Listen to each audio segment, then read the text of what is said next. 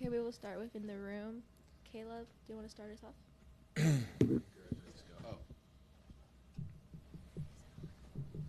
Yeah, I think we're good. Okay, if you could describe this season in one word, what word would you choose? Recording in progress. For both of us.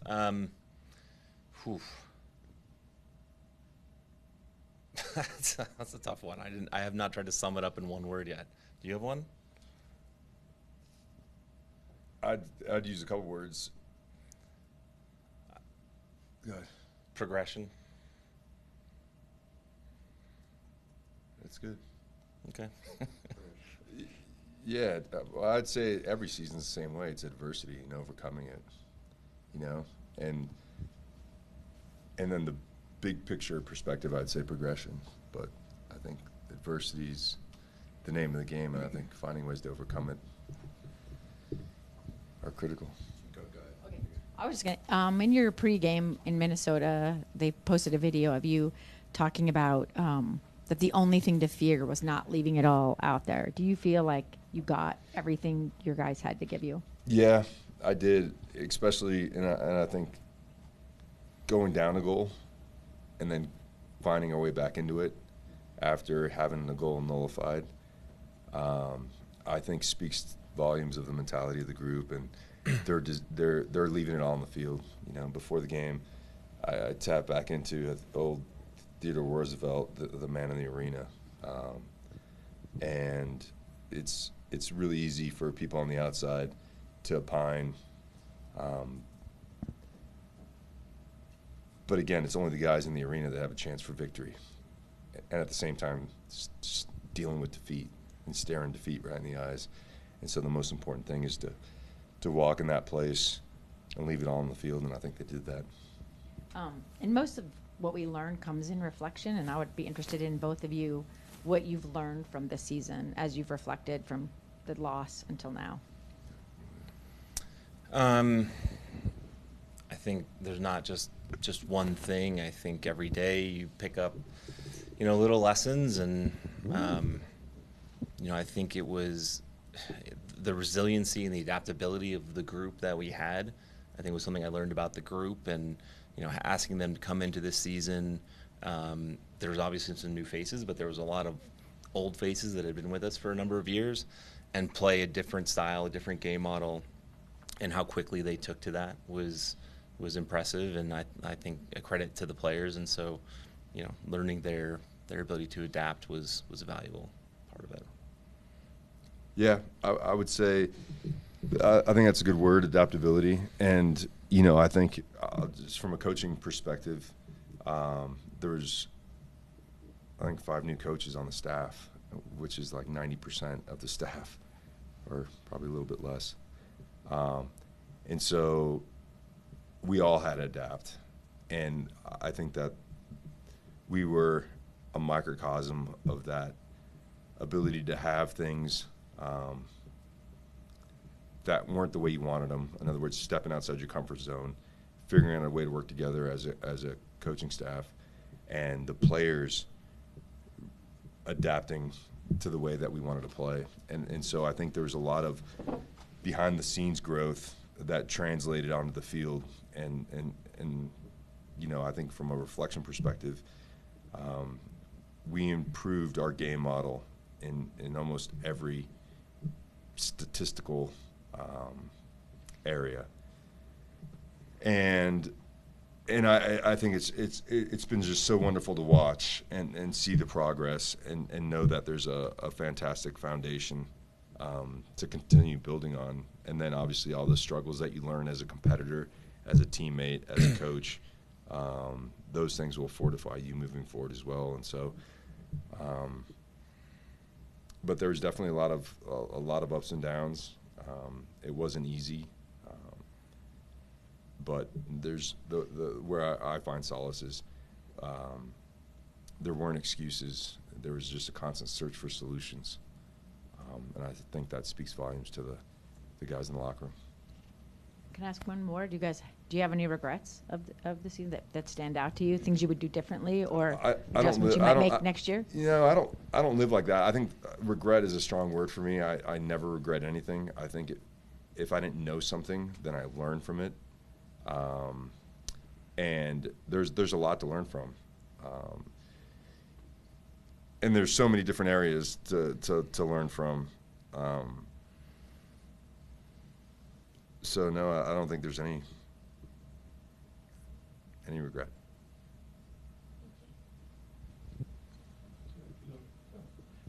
Obviously, the Gomez transfer comes at a crucial time in the season, and not that results drop off entirely, but I guess wondering are there any lessons learned or thoughts on how you handle those types of things going forward? It's record transfer. I don't think anyone can fault you for that, but and also just kind of wondering from your perspective. I mean, what are those conversations like when you're in the midst of a run like that and you have to make an important business decision like that?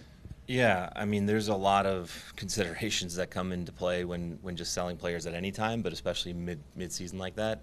As you said, the transfer fee was a record, and it was more than the money. It was a proof of concept for us as we've come in. When new ownership has come in, they've been very supportive about investing in younger, talented players. Andreas being one of the first of those that we brought in. And so being able to show that we can bring a player in, the coaching staff can develop him, and we can turn him into a saleable asset and then execute that transaction is valuable. It's valuable for the club. It obviously adds revenue for us to hopefully continue to do that again and again. It also helps us in the marketplace, right? And I think, we brought in Dominik Marczuk, who's another really good young player, just got called up to the full Polish national team. And I think a factor in his decision and other young players' decisions in the future will be, these guys show that they can be a pathway for us. And so I think it's going to help pave the way for us to continue to bring in those young, talented players that can contribute. And look, from a scouting standpoint, we always have to be ready for those types of things. So it's a very challenging situation. But again, is it right for the club? Is it right for the player? Obviously, it's a huge opportunity for the player. Of course, we would have preferred and in an ideal world keep him till the end of the season, but there's no guarantees in life. There's no guarantees that the offer's still there in the summer, that they'll loan him back to you. Obviously, that's something that maybe doesn't happen. There's his health, there's his form. Like, there's no guarantees that the same thing's going to be there for you 6 months down the road, and so we have to weigh all those things against each other. And Pablo can talk more about it, but obviously there's the on-field portion as well. And we felt as long as we brought in a player that could play in a similar role and have similar potential and talent, that it's something that we can weather. But I don't know. I guess I'm just asking, how do you feel you weathered that, and how would you? Yeah, I think there's a lot of things that are unforeseen when situations like that happen. I think if it was like for like, I think it would have been a lot easier of a transition. I think the effect that it had on Chicho was big, and then obviously Chicho being suspended. So for as much as it was not having Andreas, it was for me, it was kind of the pair, and losing one of those guys I think is fine, but now there's a big load on Chicho to really make up a lot of the numbers that they put up. I think they were close to 60 goal creating opportunity, whether it was goals or assists, and I think that kind of down the stretch was really the issue with us, is that in front of goal we weren't making enough plays, and a lot of that obviously with a guy like Chicho falls, he's got to burden a lot of that, and it just wasn't clicking for him. And so I think, but what I said again about overcoming adversities, Diego Luna had to step up and found his way into some games. So again, I think oftentimes when we speak about these things, we speak in ideal terms, we speak in very black and white, and really it's never ideal. This profession is never ideal, and it's never black and white, because one decision will affect a couple others, some in a good way and some in a not so good way. But at the end of the day, and that's why I always talk about team, is that we've got to find collective solutions to making up for that. And I think we did a good job towards the end part of the season is shoring up the defense, because I think you have to have a strong defense in games that are going to be tight. But we just could not find the same attacking form that we did early on in the season. Hey, Pablo. You spoke a little bit earlier about the changes to your coaching staff. Can you tell us how your coaching style or your approach evolved over the course of the season, and if you think if you've targeted areas that you'd like to improve personally for next year? Yeah, no, great question. We sat in the off season with Kurt and Jason, and it was amazing to see like in a couple years of not really scouting coaches, for lack of a better word, how progressive these guys are in the way they think, in the way they present. And for me, the biggest one was their ability to command control of the session the part of the session that they're running. I thought was really, because again, I think the old way of thinking was the head coach's voice is the only voice you hear during the training session. And going the way that we wanted to go was almost have an offensive coordinator and a defensive coordinator. And then I'm tasked with kind of bringing it all together, and this is the way we think about the game, this is the way we approach the game, this is the way our mindset is. And initially, it was very difficult for myself, Nate Miller, and Anthony Pulis. And then Joel essentially worked with Nate as an attacking coach, and Jamison Olave worked with Ant as a defensive-minded coach. And so initially, the role, it was really strange for all of us. I wanted to be more hands-on, but I knew I had to leave space for them to feel comfortable and to trust. And so the three of us had quite a few meetings when this started, because someone always had some kind of like weird ego feelings because they had been head coaches in the USL and had commanded the whole plate. And so I kept saying to them, well, last year I commanded 95% of this too. Like, so just for as uncomfortable as you feel, as I feel the same way. And it just took a lot of communication, a lot of being vulnerable. But we found, and we got going right in preseason in Portugal, and it was awesome. And we talked, and we had debriefs after every session, just to make sure that everyone feels good about what we're doing and we're moving in the right direction. Is there anything that anyone feels uncomfortable with your role that's being given? And we just talked through it, and I couldn't be. And I think the proof is in the pudding. I think we got off to a great start of the campaign, and so a lot of credit to the coaches for understanding that we all have to give to the team, and even if that means ceding a little bit of the responsibilities that you've had in the past, but this is what we're all doing for the betterment of the team.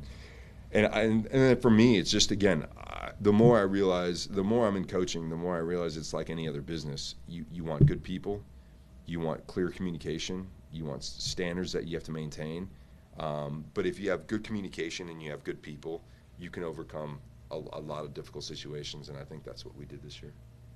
Thank you. And Kurt, have you identified any areas of weakness or areas of potential improvement in the field, like roster-specific positions that you'd like to address for next year? In terms of players? Yes, sir. Are you looking for right backs? Or are you looking for wingers? Yeah, I mean, I think we're always looking to improve the team, everywhere. I don't think, and if you look at the season we had, it's hard to say that there's a gaping hole in any particular spot. But I think improving, the balance of the team, I think adding a little more help defensively and depth defensively so that we have more solutions if there's an injury or suspension, when we hit those hardships, and the same thing in the attack.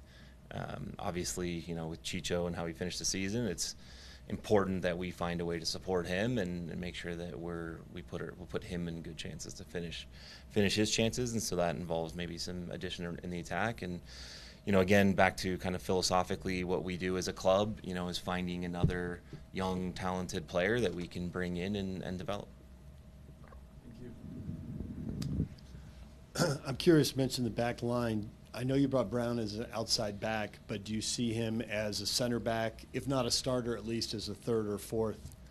Yeah, one of the reasons why we brought him in, I remember watching Javane in college, and he played center back in South Florida, and so we knew it was something he could do. He's obviously not as big as the traditional MLS center back, so it wasn't a role he settled into in MLS. But he can play right side of a 3. He can play right wing back. He can play right back. And he had played right side center back of a 3 in MLS.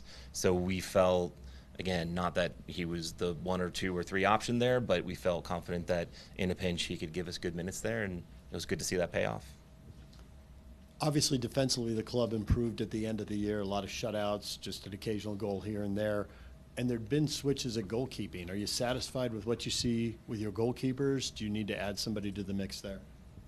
That's a good question. I think we did go back and forth between the two, and it's something that we're going to have to discuss pretty in depth in the offseason. Zach's a veteran, and I thought he finished the season with some really good performances that are what you need from your veteran players in those crunch times. And Gavin's a good young goalkeeper that we need to make sure we keep developing. So how we balance that is an important conversation as we head into the offseason. Is Pablo Ruiz on track to be fully cleared and a full participant at the start of training camp? He is on track for that. He's not officially fully cleared for it, but the last week or 2, I think, or so, he's been in almost most of training. He's not fully cleared for game performance and 100%, but he's looking really good. And just to add to that, he's got to come in preseason and hit some specific strength numbers on his knees in order to be cleared to be full go. And time. Sorry, it's time from surgery plus these strength numbers, and so we haven't hit the time either. Looking forward to next year and making the team better, how much of that is bringing in more people, but how much of it is continuity? Because this club has had a distinct lack of continuity for a pretty long period of time. Is there a part of you that wants to just let everything sit for a year and see how much internal growth there is? Do I have to accept the premise of that question? The lack of continuity? You can do whatever. I don't know if I feel there's a lack of continuity. I think, especially when you look at Zach McMath has been here since I've been here, Justin Glad, Andrew Brody, Brian Ojeda came in, I think, in my first year. I don't know. I think we've had a handful of guys, a few guys that have been around for a good number of years. But yeah, we've done it every offseason, every summer, adding new players in the mix, having those players settle. That's gonna help. So I don't know that we've had a lack of continuity, but I think as we sign young players, one of the benefits of that is they are developing. They should be better next year than they were last year. We saw that this year with guys like Luna and Gomez, taking steps forward, and even Ojeda and Emeka Nelly, young players that took big steps forward that we made the decision in the offseason to rely upon, and they came through for us. So it's development. It's adding a few key pieces here and there, but I think continuity's been okay.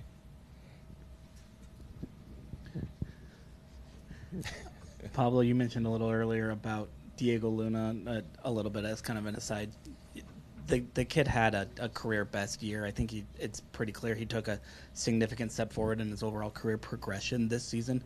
What's kind of the next step for him in terms of career arc, in terms of kind of where he is with this team, and in terms of kind of what you view out of him? What's sort of the next step for Diego? Yeah, I just think, again, finishing my career as a player at 38 and realizing that I left a lot on the table. I think every aspect of the game will continue to be critical for his growth and development.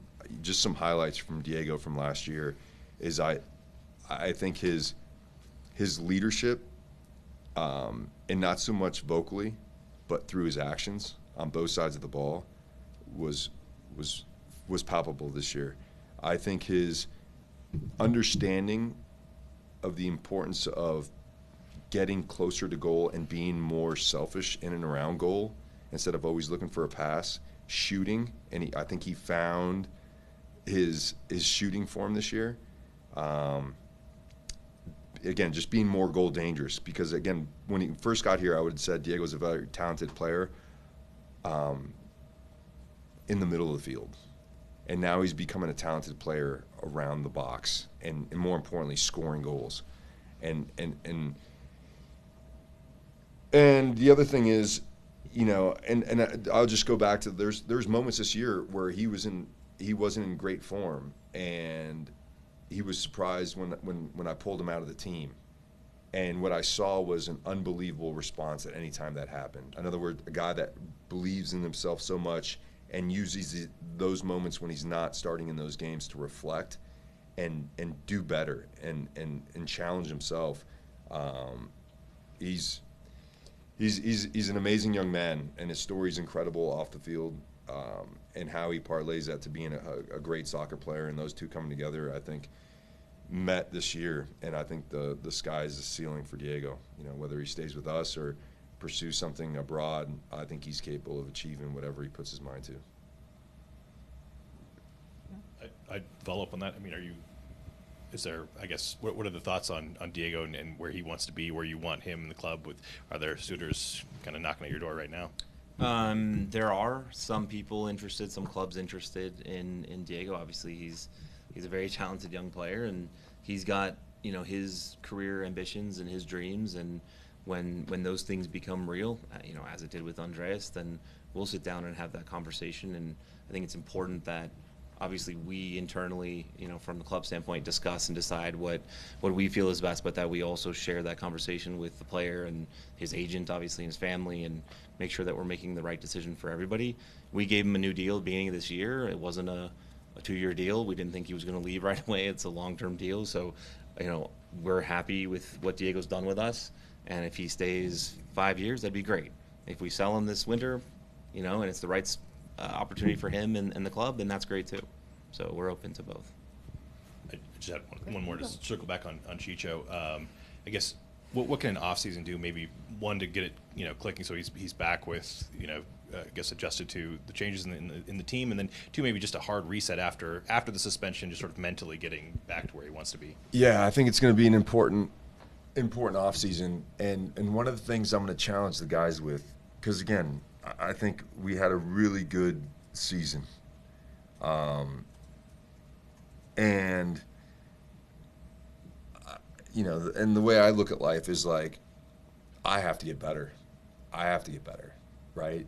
And I started writing down in my journal all these different aspects of like, when can I be more involved on the field to really hammer home a point? Like just little things for me, like these are, yeah, we had a good year, but it wasn't great. And it wasn't great because we didn't finish with the title. And I want to win titles, And so like that's my challenge for all these guys, including Chicho, is like, I think when you're a player, I mean, I can't imagine having the responsibility that he's had at every club he's been to. And they're huge, and his shoulders are huge. And when you go through a very difficult time, I don't even know how to help him, because I've never lived that type of burden. I've never been the guy to the level that Chicho's been here. And so I think for him is to double down on work in the offseason and like reframe the player that you want to be versus the player that you've been. Like he's had incredible success to this point, and I'm saying, the first thing that comes to mind is the Michael Jordan documentary, Last Dance. It's like, be that guy. Season's over, get to the weight room. Change, quit living in 2024 and start aiming for 2025. Is it a new body? Is it a new mindset? Is it both? Is it technical work? Is it shots in front? Like, just challenge yourself to be better, And I think that, for me, starts taking away the past and starts focusing on the image that you want to see every day when you come into that locker room. And I think that's how I'm going to challenge a lot of the guys is for us to take that next step. We've proven in the last few years that we are a good team in this league. This year, we being in and around the top 3 for most of the season, I feel like we're a very good team in this league. So what's going to separate us? What's going to push us over the top? And the only way I know to do that is for all of us to look real closely at who we've been and change our habits to the people that we want to be in the future. he asked part of what I wanted to ask you about Chicho, because you talked about getting him the support and helping him. And you mentioned a lot of stuff about on the field or soccer or the technical aspects of what he carries. But how do you help him, I guess, develop the emotional stamina or the strength to deal with leadership? Because one of the things that I wondered is, like, the identity of your club. Is it coming, especially when Diego was really, like you say, kind of taking it on and having those moments, like you could see that people that brought people up. How can you help him with that? Can he be that guy? Can Chicho be that guy? No, and Chicho was that guy for us for the first 7 months of the season. You know, I think, and I think this, again, I'm speaking from my experience as a human being. I'm not a guru of anything. I'm just speaking from a place of understanding of, like, when you are going through a really hard time in life, you essentially go into self-preservation mode. And when you're in that mode, you cannot give. You are taking, right? And so that's why I keep saying, you flip the brain and say, this is the body that I want to have. This is these are the visualizations I'm going to have every day in front of goal. This is the new me. And it's thinking that way. It's not dealing with the past. It's putting all your energy into the future, because that's what you can affect. And so with Chicho, I had conversations ad nauseum. And I left every conversation thinking to myself, I don't know if I reached him. And if I did, I don't know the depth of what he's going through. Again, because I have never lived, I've never taken a step in someone else's shoes. And so, and that's why I know, though, that if and I did this experiment with myself this year about changing my body, and that's why I'm using this body analogy. And I said to myself, I want to have the best body I've ever had in my life at 50. And every day I walk by the mirror, I'm in awe, and it drives me to keep doing it, right? And so, I don't know why I just shared that with you, but that's a little bit much. But anyways, my point is it's about the future, and that's what pulls you forward. If you sit here and try to reflect and fix the past, I think it's a dead man's game, because you will stew in that place. There's nothing positive that comes from that place, and that's more Carl Jung psychology is thinking about who I am now and the person I want to be and working towards that, and that's.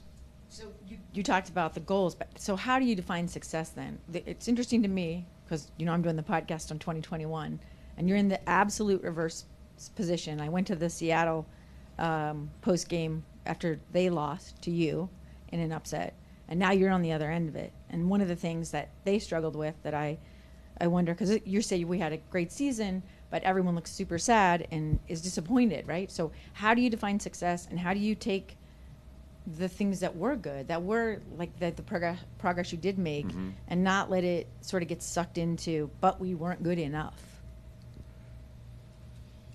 Or can you? No, I don't think you ever get there. Like, success for me is,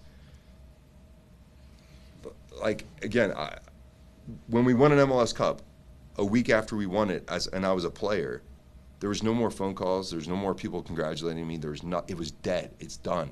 That life is over. You got to move forward. And so, while we look at all the game model and hit all the statistics that are relevant to that game model, and look at those and go, man, we've made some unbelievable progress in all these areas. Then it's the mindset, the mentality. How can we keep making these little steps and to win a title? And then we might not win one for 3 years, but we're still making progress. And so, I think the players and everyone feel really good about the progress that we've made. But at the end of the day, in sports, it's like you want that picture on the podium with a trophy, because that, at the end of the day, is what we've all identified as success, right? And so it's not throwing all this away or not acknowledging this work. We have to do that and more to get to that podium. And so I think that's where the feeling of disappointment comes from. And unfortunately, there's only one team that's going to get that feeling, and the rest of us are chasing it. And that team's going to feel that feeling for 1 week, and then it's back to work because preseason starts in 3 weeks. So it's like it's a never-ending chase to be the best version of yourself, and if you can do that as a collective, then you have a great chance of standing on the podium. Carlos? Sí, hola. Pregunta para Kurt y también para el técnico, para Pablo Mastroeni. Para Kurt, lo primero es darle la enhorabuena porque no había tenido oportunidad por el buen trabajo en la construcción de la plantilla. Para mí, la mejor plantilla de toda la historia del club. Y en ese sentido, mi pregunta es si él considera dentro del club y él como representante un poco de la parte deportiva y de la parte también institucional, si ha sido un éxito o un fracaso la temporada, si se considera que ha sido un éxito o un fracaso. Y la segunda pregunta para él es, me están llegando rumores de salidas de varios jugadores de la plantilla y eso. Entonces, mi pregunta es si le preocupa que pueda haber muchos cambios en la plantilla en esta pretemporada. So his question was about the roster for this year. What decisions led you to make those decisions for this year? And there's rumors that some players will leave. What would you say about that? Decisions we made prior to the season, or the decisions we're This making season. now? Both. So what led us to the decisions we made prior to this season? Mm-hmm. We looked at what we had. We tried to identify who were our key players, and then built around that, right? And so guys like Andreas, like Chicho, like Luna. At the time, obviously we had Pablo Ruiz penciled in there as someone coming back, Justin Glad, and how do we build around their strengths and suit their strengths, right? So bringing in with Diego coming in, bringing in a left back who could run the whole line like Alex Catranis was an important aspect. As the season wore on, obviously finding more depth at center back became critical as well. Emeka Anelli's emergence, helped with the eventual absence of Pablo Ruiz. But really, and we do this every offseason, is we try to identify who are the guys that we think are central to what we're trying to do, that fit our game model, that fit our club and our club culture, and then we build around those guys and try to give them the pieces to succeed. As far as decisions and what's happening now and who might leave, that's something that obviously we're still discussing, or we've had discussions. We haven't had the opportunity to speak with the players yet at this stage, so it's not something we can get into at this point. But of course, this is the business that we're in. Is there's turnover every offseason. We have to say goodbye to some good people and some good players at times, but it's the way things go. And like Pablo said, we need to focus on the future and move forward. La pregunta es si la temporada es un éxito o un fracaso para él. ¿Puedo repetirlo otra vez? Si la temporada, la season, es un éxito o un fracaso para él. Was the season a success for you?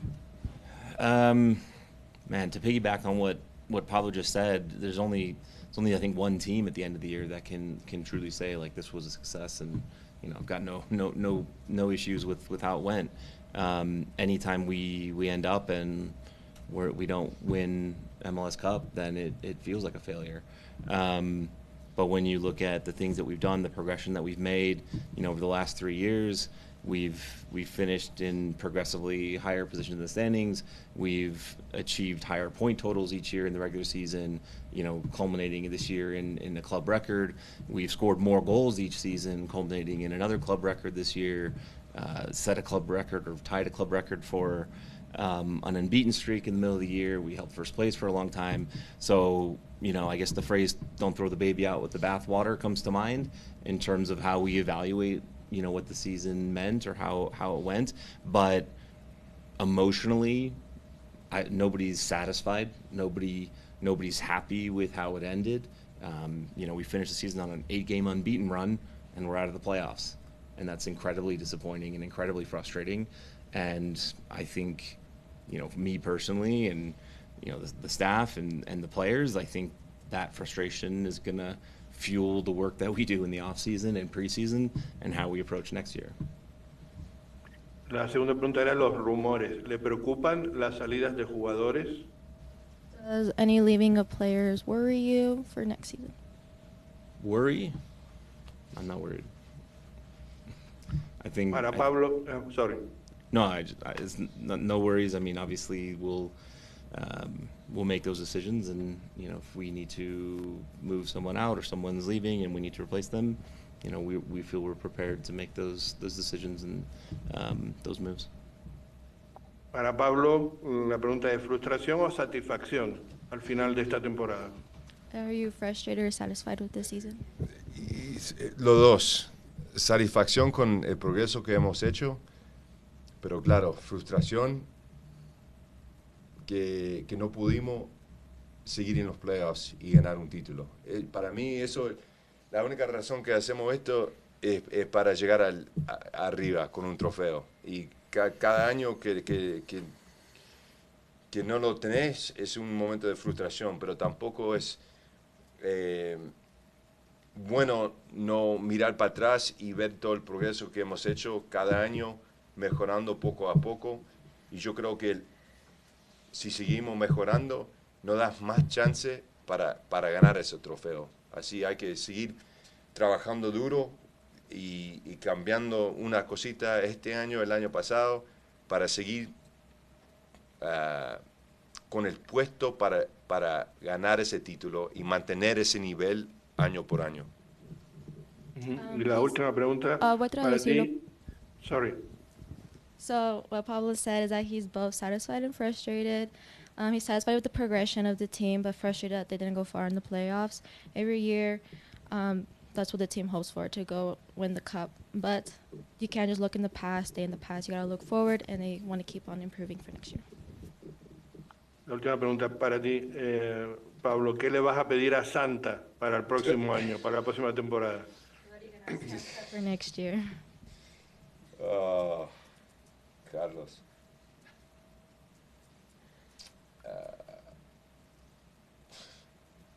Un poco más suerte en los playoffs. No sé si lo usamos todo en 21, pero un poco más suerte en los playoffs. A little more luck in playoffs. Thank you. Joseph? Esa pregunta es para los dos. Con la Conca Champions en el siguiente año, ¿qué es lo que van a hacer en esta pretemporada de parte de conseguir y fichar y refichar jugadores y también en preparar el equipo como técnico? How are you planning to prepare for the CONCACAF tournament coming up, players-wise and technical-wise? So it should only start us a few days earlier than the MLS kickoff. But when you look at, from a player standpoint, it puts a little bit more pressure on us to try to do some things earlier in the off season if we can get it over the line. Obviously, with visas and these types of things, when we're signing foreign players, we need to give it some time before they can get on the ground and they're ready to play. But beyond that, in terms of how we're preparing, it changes. Preseason by a little bit, by a few days. We have to see when we get the draw who we're playing, and is it an MLS team, is it a Canadian team, is it an American team, is it a Mexican team or Central American team, and that will inform a little bit more of how we might prepare in preseason. Maybe we'll try to find an opponent that can show us some similar looks that we might face in that type of tie. But obviously. I think we're all excited to be back in the tournament after the club's been out of it for quite a while.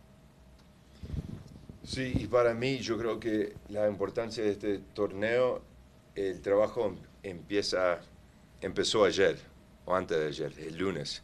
O sea, le vamos a dar a todos los jugadores un plan físico bien específico para que llegamos al primer día de la pretemporada ya listo para entrenar. O sea, no podemos usar la pretemporada para sumar el tema físico.